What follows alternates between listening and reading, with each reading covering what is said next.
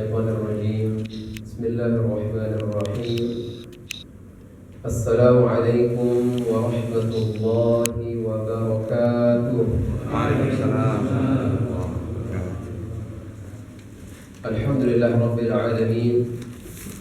أمسينا على فطرة الإسلام وعلى كلمة الإخلاص وعلى دين نبينا محمد صلى الله عليه وسلم وعلى ملة أبينا إبراهيم حنيفا وما كان من المشركين. أشهد أن لا إله إلا الله وحده لا شريك له وأشهد أن سيدنا ومولانا محمدا عبده ورسوله لا نبي ولا رسول بعده أما بعد. Bersama-sama kita dan kita muliakan Allah dan seluruh hadirin, bapak-bapak, jamaah sekalian, jamaah salat maghrib dan insyaallah sekaligus juga jamaah salat isya nanti. Tentunya yang paling penting, yang utama adalah saya mengajak kita semuanya senantiasa bersyukur kepada Allah Subhanahu wa taala. Sampai hari ini, detik ini kita rasakan tercurah limpah begitu banyak nikmat yang telah Allah Subhanahu wa taala berikan pada kita semuanya. Alhamdulillah. Dan lafaz alhamdulillah ini adalah bentuk syukur yang paling sederhana. Ada syukur dengan lisan, bentuknya zikir, termasuk tadi ucapan alhamdulillah, lafaz hamdah tadi. Ada juga syukur dengan hati, bentuknya bagaimana? Kita meyakini tidak lain dan tidak bukan yang memberikan nikmat itu tidak ada sosok lain kecuali Allah. Kalau ada yang meyakini dapat nikmat karena saya pintar, karena saya pandai memanfaatkan momentum, maka ada masalah dalam rasa syukur kita. Kemudian yang paling luas adalah bersyukur dengan al-jawarih, bersyukur dengan tangan, bersyukur dengan mata, bersyukur dengan telinga, bersyukur dengan kaki dan semuanya. Artinya kita bawa seluruh anggota badan kita untuk bersyukur nikmat Allah dengan cara melakukan segala ketaatan kepada Allah Subhanahu wa taala. Hadirin yang berbahagia, dan tentunya tidak luput mari senantiasa bersolawat kepada Rasulullah Muhammad sallallahu alaihi wasallam. Ini kita masuk bulan-bulan Rabiul Awal. Betul enggak, Pak? Ada yang tahu, Pak, tanggal berapa hari ini? Cepat sekali. Kalau nanti hari Jumat yang tanggal merah itu 12 Rabiul Awal, libur kan, Pak ya? Libur tanggal merah. Kalau dihitung mundur, kira-kira sekarang tanggal 8 masuk tanggal 8 Rabiul Awal. Biasanya yang ramai apa, Pak? Bulan Rabiul Awal itu Maulid. Bulan, ada yang menyebutnya mulut, ada yang maulid. Ya, sama-sama intinya adalah mengenang kembali nostalgia kita dengan kehidupan Nabi Muhammad sallallahu alaihi wasallam. Ya. Dan yang paling sederhana, Pak sekalian, bagaimana cara kita mengingat apapun, apa bahasa yang lebih halus adalah menghidupkan bulan Rabiul Awal ini. Yang paling sederhana adalah dengan memperbanyak salat. Allahumma salli ala Sayyidina Muhammad atau Allahumma salli ala Muhammad. Ada ungkapan dalam bahasa Arab, ya. Ada yang ada yang menyampaikan ini perkataan Imam Al-Ghazali dalam kitab Ihya. Apa itu? Man ahabba syai'an akthara min dzikrih. Barang siapa yang cinta, suka sesuatu, maka ia sering menyebut yang ia cintai. Kita sholawat dulu, Pak ya. Boleh, Pak ya? Allahumma salli ala sayyidina Muhammad wa ashfi lil-zalimin bil-zalimin. Allahumma salli ala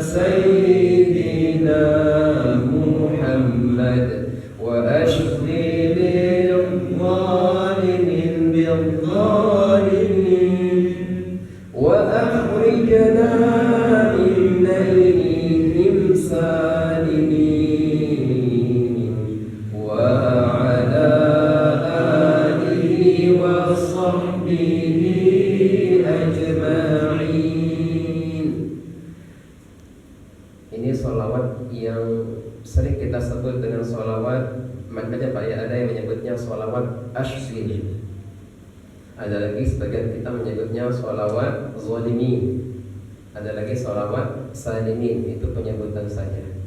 Tapi yang menarik Bapak sekalian, sholawat ini muncul pertama kali diprakarsai oleh cicit Nabi yang kelima, Imam Ja'far As-Shadiq bin Muhammad bin Ali Zain al-Abidin bin Husain bin Ali bin Abi Thalib, cucu Nabi yang kelima, ya.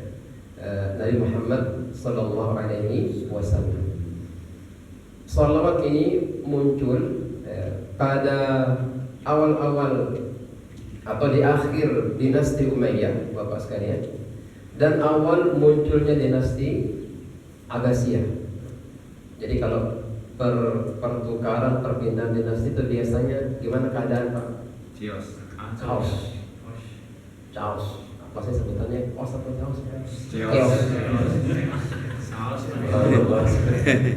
Artinya suasana psikologis masyarakat, sosial masyarakat dikacau balau. Makanya ada kata-kata di situ, wa ashghilil zalimin bil zalimin. Dan ya Allah buat orang-orang zalim itu sibuk dengan sesama orang zalim. Wa akhrijna min bainihim salimin, selamatkan kami ya Allah, keluarkan kami dari fitnah ini dengan dalam keadaan salim, selamat. Apa hubungannya Bapak sekalian yang hari-hari ini mengikuti perkembangan media di televisi, bahkan mungkin di grup-grup PA, ada yang di Instagram dan seterusnya, ya, sedang ada apa? Ramai lah Pak ya. Sedang ramai, ada penjarahan, ada kerusuhan dan bahkan ada korban jiwa ya Pak ya. Dan itu melanda negeri kita. Ya. Bahkan bukan hanya di Jakarta, di daerah juga sedang ada pembakaran, bahkan penjarahan dan seterusnya. Maka saya kira momennya pas dengan sholawat tadi.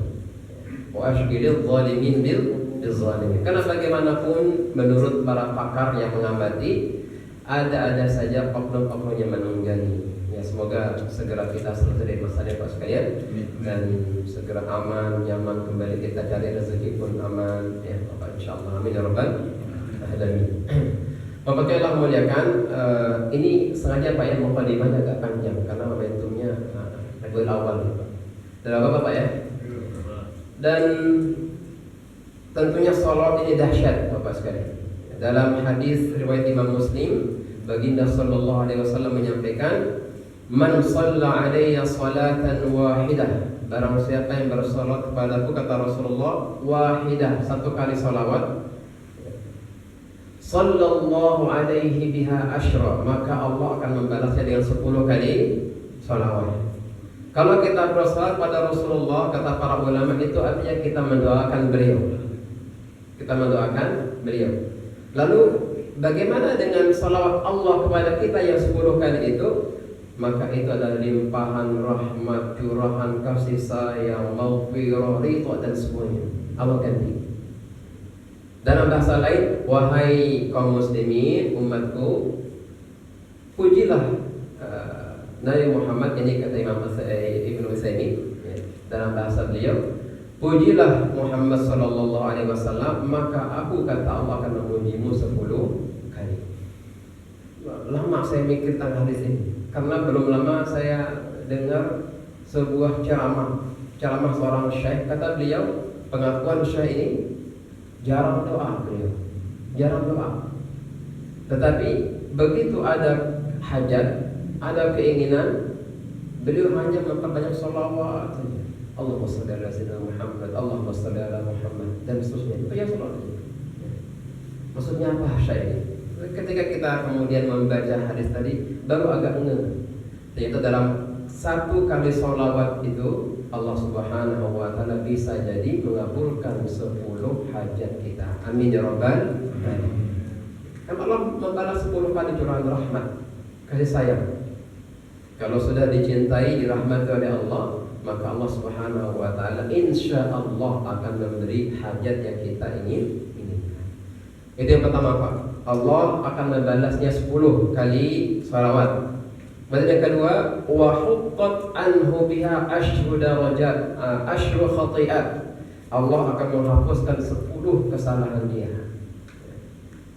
Di sini ada yang dosanya 10 Bapak sekalian, bahkan tidak terhitung, baik sadar maupun tidak tersadari. Maka bagaimana solusinya? Banyakin salawat. Semoga salawat tersebut bisa menghapus dosa-dosa kita. Tapi tentunya ini dosa yang kecil. Ada dosa-dosa yang besar, ada prosedur lain namanya taubatun nasuha. Kemudian yang ketiga, Bapak sekalian, adalah wa rufi'at anhu biha asyru darajat. Allah Subhanahu wa taala akan angkat untuk dia 10 derajat. Kata para ulama, maksudnya adalah kalau kehidupan dunia Allah mudahkan ia melakukan ketaatan, mudahkan ia salat berjamaah, mudahkan ia ngaji, mudahkan ia hadir majelis taklim, mudah infak bersedekah, mudah. Itu kata para ulama. Adapun nanti di akhirat adalah Allah angkat derajat dia. 1 kali sholawat 10 derajat, 1 kali sholawat 10 derajat. Dan berapa Pak derajat di surga itu? Ada yang tahu Bapak sekalian? Dalam hadis yang lain Nabi SAW menyampaikan derajat di surga itu adalah sejumlah bacaan ataupun ayat Al-Quran. Makanya ada dalam hadis yang lain, orang-orang yang punya hafalan 30 juz dihafal, maka nanti di akhirat dia akan disuruh baca hafalannya. Ayo baca hafalannya. Maka iqra wartaqi warattil kama kunta turattil fid dunya fa inna manzilataka inda akhir ayatin taqraha. Maka posisimu, kata hadis tadi, kata Allah Subhanahu wa taala, inda akhir ayatin taqraha, sampai dengan ayat terakhir yang engkau baca, yang kau hafal. Kalau enggak ada hafalannya repot gitu. Nah ini dia. Maksudnya adalah bagaimana dengan kita yang menghafalnya susah? Ada misalkan, mohon maaf, ada orang yang hijrahnya telat, tobatnya telat, usia 50-an baru hijrah. Ini orang seperti ini, mohon maaf sekali lagi, boro-boro bisa menghafal Ustaz, ngaji pun belum bisa misalkan. Bagaimana? Maka masuklah hadis yang tadi. Kalaupun melalui hafalan tidak punya, atau hanya modal Al-Duha sampai An-Nas misalkan, surah pendek, tidak ada solusi yang lain. Apa itu? Al-iktsaru minas sholawat, memperbanyak sholawat. Kan tadi itu 1 kali sholawat 10 derajat di surga. Amin ya rabbal alamin. Hadirin berbahagia, ini sebagai muqaddimah saja. Hikmahnya sebenarnya adalah pesan saya pribadi pada kita semuanya. Mumpung momentumnya Rabiul Awal, ya, satu hikmah penting, mari memperbanyak sholawat. Mari memperbanyak sholawat. Hadirin berbahagia, karena biasanya kita sebagai manusia pada umumnya hanya butuh momentum, Bapak sekalian. Kita jangan mempersamakan diri kita dengan orang-orang yang hidup di pinggir-pinggir jalan, yang suku, yang sholat, yang ke masjid pun syukur-syukur. Kita tidak bisa pungkiri banyak di antara saudara kita kaum muslimin yang, mohon maaf, jarang sekali ke masjid, bahkan bolong-bolong sholatnya. Bahkan wallahu alam mereka hadir atau tidak majelis taklim, wallahu alam. Orang-orang seperti ini butuh momentum, Pak. Butuh diingatkan, ayo kita mengenal Rasulullah SAW, kita ingat kembali. Kenapa? Bahkan kita pun yang belajar. Di sini ada yang dulu nyantri, Pak. Pesantren hilang barangkali. Pesantren mana? Ya. Pesantren 6 tahun, 7 tahun. Bahkan kita dulu yang lama belajar di pesantren itu kadang-kadang lupa berapa ya usia Nabi ketika ibunda beliau wafat. Berapa, Pak? Ragu kan? Bahkan kita yang sering majelis taklim pun kadang-kadang lupa bagaimana orang yang, mohon maaf sekali lagi, jarang sekali menghadiri majelis taklim. Maka butuh momentum. Ini momentumnya adalah Rabiul Awal. Hanya sebatas momentum saja, Pak. Ini sekali lagi kita terlepas dari hukum dan sebagainya, hanya momentum saja. Baik, hadirin yang Allah muliakan, belum lagi masalah-masalah yang lain. Berapa kali Nabi mengikuti peperangan, berapa usia beliau ketika, dan seterusnya. Yang lebih luas lagi. Muncul kita pada pertanyaan berikutnya, Bapak sekalian, apa hukumnya memprakarsai sholawat? Tadi itu kan Allahumma sholli ala sayyidina Muhammad wa ashbilil zalimin bil zalimin. Itu kan tadi disampaikan yang memprakarsai pertama kali adalah Imam Ja'far As-Shadiq. Ini bukan sahabat, bukan tabi'in juga bukan, Rasul juga bukan. Bagaimana Pak? Biasa Pak ya, biasa ada yang melarang, tapi kita ambil katakanlah riwayat membolehkan dengan syarat apa syaratnya? Yang pertama adalah salawat tadi tidak melanggar syariat. Maksudnya apa? Tidak menempatkan Rasulullah memiliki derajat ketuhanan. Tidak boleh. Atau yang kedua, tidak menganggapnya sebagai sunnah. Sebagai sunnah. Karena salawat yang sunnah jelas yang ada dalam hadis. Misalkan apa? Salawat Ibrahimiyah. Allahumma sholli ala Muhammad wa ala ali Muhammad kama shallaita ala. Dan yang ketiga, tidak mengganti atau tidak membacanya mengganti bacaan salat. Tasyahud akhir, kita baca apa? Salawat Ibrahimiyah, at-tahiyatul, dan diakhiri Allahumma sholli ala Muhammad dan seterusnya. Innaka Hamidum Majid. Sampai dia diganti Allahumma sholli ala wa ashbilil zalimin. Batal Pak. Salat kita batal. Enggak bisa diganti karena itu sudah emang baku tauqifi. Memang seperti itu datangnya dari Rasulullah SAW, tidak bisa kemudian kita ganti. Itulah ya pendapat yang membolehkan, ada juga tidak membolehkan. Tapi kalau kita baca hanya membaca saja ya tidak masalah. Itu menurut pendapat yang membolehkan. Baik, hadirin berbahagia, itu sekedar mukadimah saja karena mumpung momentumnya adalah Rabiul Awal. Kajian kita mengenai fikih al-muamalah. Pada pertemuan sebelumnya kita membahas mengenai akad. Apa itu akad, kemudian syarat-syarat akad, bagaimana akadnya orang yang mohon maaf apa bahasanya bisu tuli ya, tidak apa bahasanya tidak sempurna lah, mungkin penglihatan atau bahkan tidak bisa bicara dan seterusnya. Bagaimana hukumnya sudah kita bahas pada pertemuan sebelumnya. Sekarang kita masuk ke bagian atau tema berikutnya, yakni aqdul bai', akad jual beli. Akad jual beli. Ini mungkin nanti Bapak sekalian adalah sebenarnya sering kita praktekkan Pak dalam kehidupan sehari-hari. Cuman mungkin kalau nanti kita ketemu, maka kita ketemu hanya untuk mengetahui dalilnya saja. Maka sedikit lebih upgrade kita. Kalau dulu kita hanya tahu oh ini sah, oh ini boleh. Cuma kalau ditelusuri, boleh. Mazhab yang mana nih? Kita bingung. Mana ini? Pokoknya boleh aja kata Ustaz. Maka sedikit upgrade kita melalui fikih muamalah ini. Oh kita sedikit, oh ini mazhab Maliki ternyata boleh. Oh mazhab Syafi'i ternyata boleh. Oh mazhab yang lain ada yang tidak membolehkan. Hanya seperti itu saja. Kalau nanti kita ketemu dengan praktek-praktek yang lumrah kita lakukan dalam kehidupan sehari-hari. Kita mulai dari definisi terlebih dahulu. Al-bai', apa itu al-bai'? Jual beli. Secara bahasa disebutkan mubadalatu malin bimalin. Mubadalah itu menukarkan harta dengan harta atau barter. Barter harta dengan harta.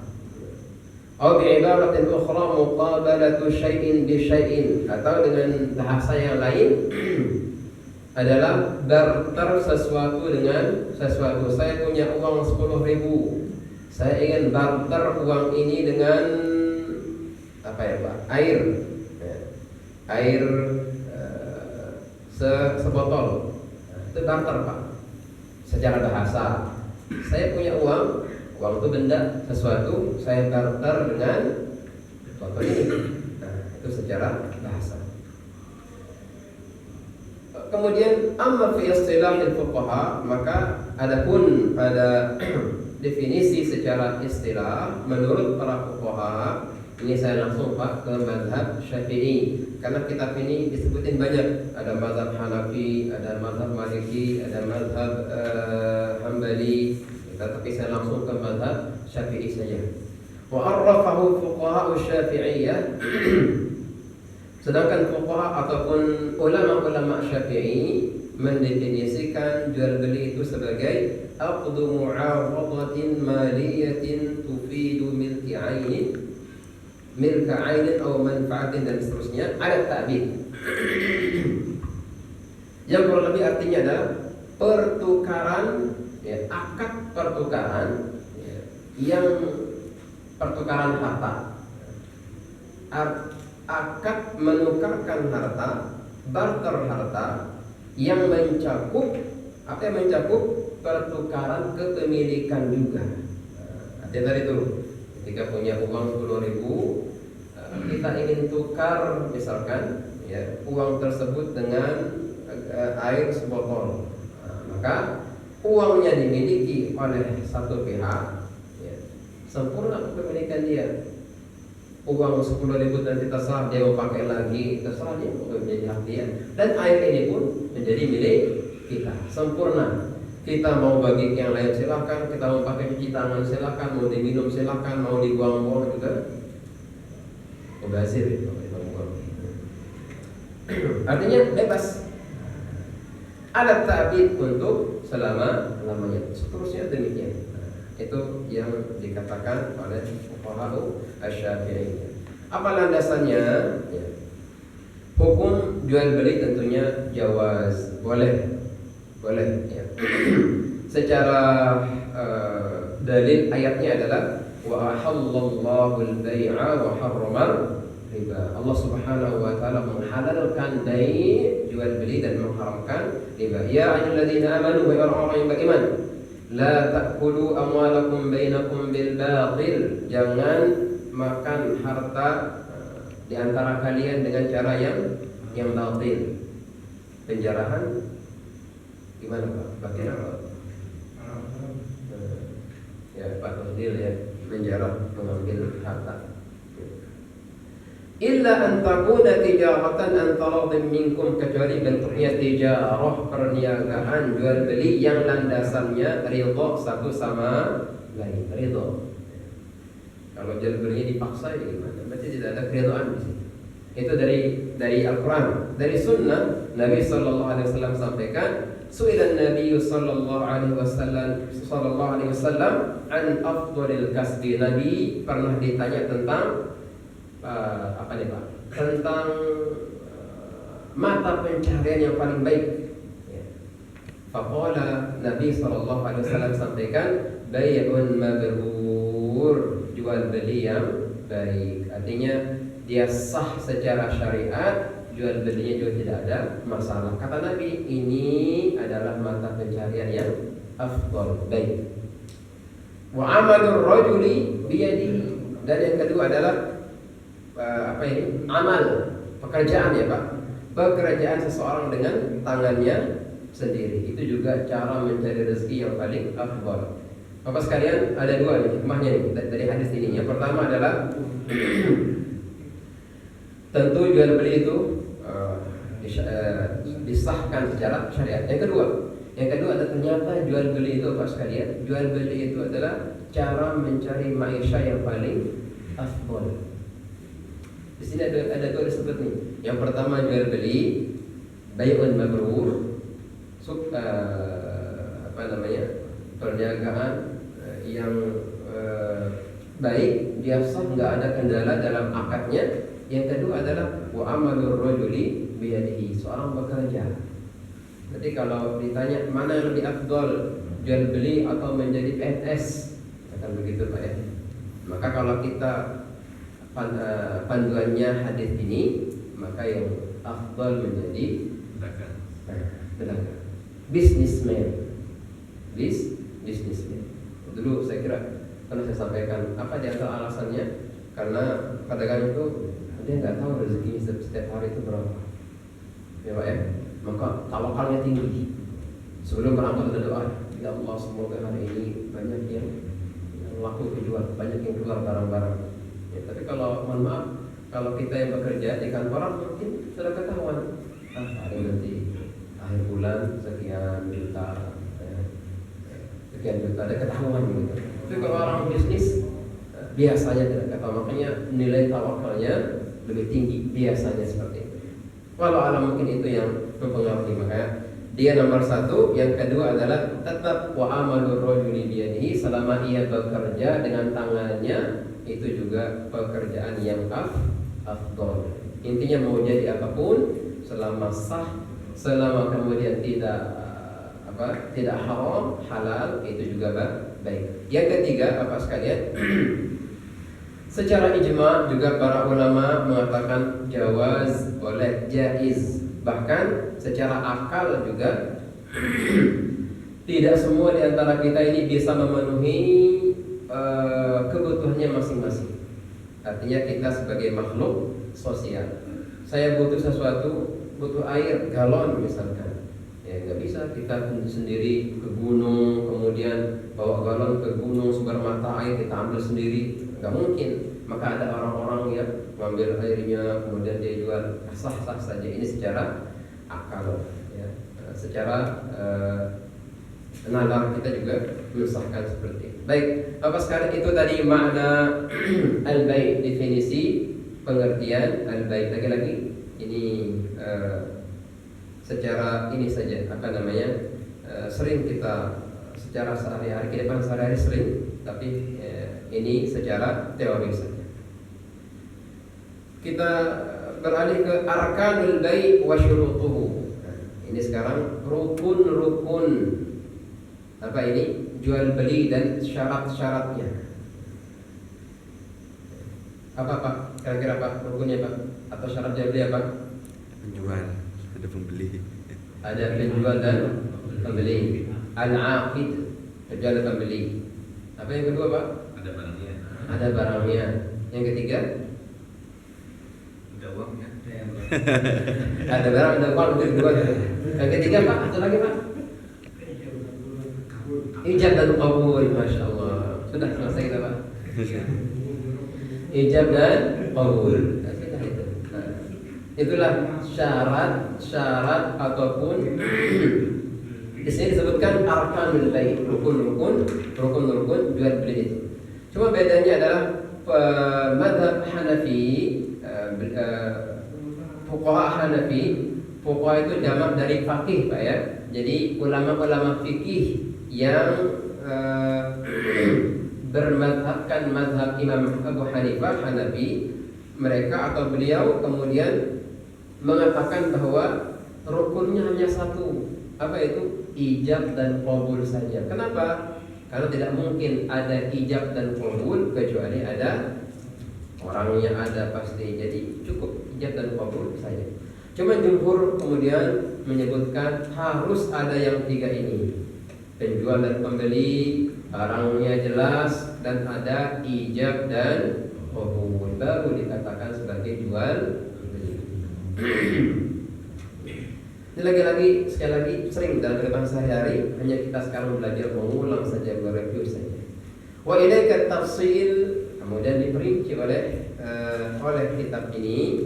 Yang pertama adalah dari sighah dulu. Apa itu sighah Pak? Sighah apa Pak? Sighah itu kalau ada orang nikah biasanya ditawarin mau baca sighah, ta'liqnya enggak, kata kawannya. Dulu saya pas akad tawarin, nggak usah deh, nggak apa, nggak dibaca. Ada juga yang baca sebenarnya. Udah ketahuan bakal seperti itu. Itu kan diantaranya kalau meninggalkan istri tanpa kabar selama 2 tahun. 2 tahun Pak. 2 tahun Pak ya? Sekarang setahun. Kata siapa itu? Upgrade ya. Nanti kita baca apa nikah masing-masing di rumah. entah setahun 2 tahun, lupa juga saya. Tanpa nafkah, tanpa ada kabar, maka dengan sendirinya tertalak seperti itu ya Pak. Maka ada kejadian Milik negara. negara hadir. Iya, milik negara. Ini negara. Oh beda itu Pak, masa istilah negara. Ya. Maka ada kasus ya, udah hilang suaminya 4 tahun berturut-turut, nggak ada kabar keluar negeri. Setelah pulang tiba-tiba istrinya sudah nikah lagi. Gimana tuh Pak? Sah nikahnya karena memang diaktanya seperti itu. Kalau dia marah-marah ya gimana lagi, nggak ada kabar. Itu dulu ya Pak ya. Kita nggak tahu kalau zaman sekarang lebih mudah Pak. Ada video call, ada WA, ada SMS, ada telepon. Kalau dulu mungkin zaman-zaman kita kecil dulu di mana belum secanggih saat ini, ya agak susah. Ya. Baik, yang pertama sirah ataupun kita sebutnya kita ini dengan redaksi ya Pak. Sirah al-bait atau bagaimana narasi sirah al-bait itu? Apa itu sirah? Di sini diartikan ma sadara minal muta'aqidain dalan ala tawajjuhi dan seterusnya. Ini bermakna kurang lebih adalah apa-apa yang berasal dari 2 orang yang akad tadi. Ya. Sumber dari mereka, kemudian yang bersumber ini menunjukkan keinginan mereka untuk melakukan akad. Di sini kemudian disampaikan maksudnya adalah niat dalam hati, yang mana niat tersebut biwasitatil lafzi, harus dilafazkan niat. Atau ya ma yaqum maqamahu, atau dia enggak lafaz. Dia enggak bilang saya jual, saya terima, dia qabul, enggak bilang begitu. Tetapi minal fi'li, tetapi perbuatannya menunjukkan dia ridho. Ya, dia ridho. Au al-isyarah, atau ada isyarat. Ada isyarat dia ingin mengadakan ijab qabul, tetapi tidak ada lafaz, tidak ada kata-kata, tidak ada bahasa yang keluar, tetapi ada tingkah laku dia, ada perbuatan dia, ada isyarat dia, bahkan tulisan. Ini yang disebut dengan sirah. Bahasa singkatnya sirah ini adalah al-ijab wal qabul Bapak sekalian. Dan tadi itu ijab dan qabul, wa yasluhu lahuma kullun ma yadullu ala ridha. Bukan hanya jelas dengan jelas dengan perkataan saya jual kepadamu barang ini, kitab ini, buku ini, air ini, mobil ini. Bukan hanya saja kata-kata itu, tetapi ada kata-kata yang lain menunjukkan seorang yang menjual, dia ingin akadnya betul-betul menjual. Mau kata saya jual, mau kata ini mobil buat kamu deh, atau dia bilang ini sekarang kamu bawa aja deh mobilnya. Itu kan tidak ada kata-kata jual, tetapi ada niatnya melalui kata itu, maka itu juga sah menjadi akad. Ya Pak ya, jadi tidak melulu tentang saya jual ya, ini mobil harga sekian, tidak. Tapi kalaupun ada kata-kata yang lain, cuman kata-katanya menunjukkan ia ingin berakad, maka itu sah disebut dengan sirah ijab dan qabul. Baik, sekarang Bapak sekalian, mana yang lebih dahulu nih? Ijab atau qabul Pak? Ijab. Itu ijab. Masa qabul ijab. Gimana Pak? Ijab Ustaz, emang tadi kita jelas ijab qabul kok. Wa ma'a dzalika faqad sarraha, sebentar dulu. Wa ma'a dzalika faqad sarraha jumhurul fuqaha. Memang jumhurul fuqaha itu mengatakan bahwa ijab bi an tuqaddam lafzul mushtari ala lafzil ba'i jaizun. Boleh saja. Artinya mau dulu ijab dulu sah, mau qabul dulu juga sah. Ini kita bicara apa Pak? Aqdul bai', jual beli. Ya. Itu menurut para fuqaha, artinya jumhur, ya, mayoritas ulama bilang sah-sah saja. Ya, itu ya Pak, itu yang dinamakan dengan sighah tadi, ijab dan qabul. Baik, sekarang kita ke tema yang lain, yakni ini juga penting untuk kita bahas kembali. Wa fi ma ya'ti bayan li ba'd at-tatbiqat al-muhimmah al-khassah. Ini berikutnya ada beberapa keterangan tambahan Pak mengenai ijab dan qabul pada al-bai', jual beli. Yang pertama, gini Pak, yang perlu kita pahami adalah la yan'aqid al-bai', enggak sah akad idza kana al-ijab aw al-qabul bi sighatil istifham, kalau ijab dan qabulnya dengan tanda tanya, kata tanya. Gimana contohnya kata tanya? Misalnya atabi'uni, tetapi itu kurang lebih artinya apakah kamu jual mobil ini? Apakah? Bagus sekali Pak. Apa Pak? Bagus sekali apakah? Dijual enggak?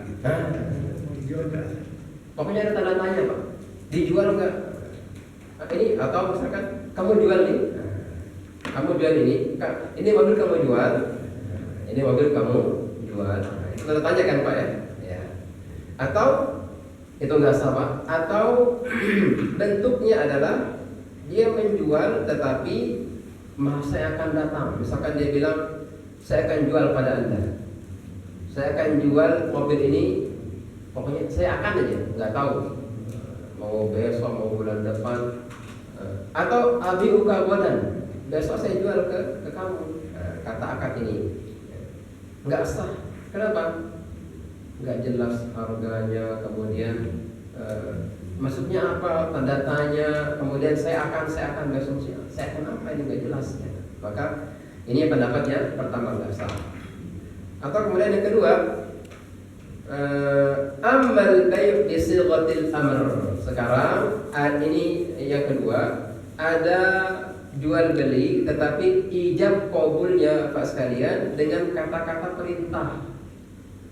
Kata-kata perintah. Yang pertama ada pendapat. Yang pertama adalah fuqaha Hanafiyah, atau kita langsung ke Syafi'i aja Pak ya. Mana nih? Tapi ada yang Pak Syafi'i juga ada yang bilang sah, ada yang bilang tidak sah. Intinya kalaupun ada dengan kata-kata perintah, misalkan bi ini jual ke saya ini mobil, itu kan perintah Pak.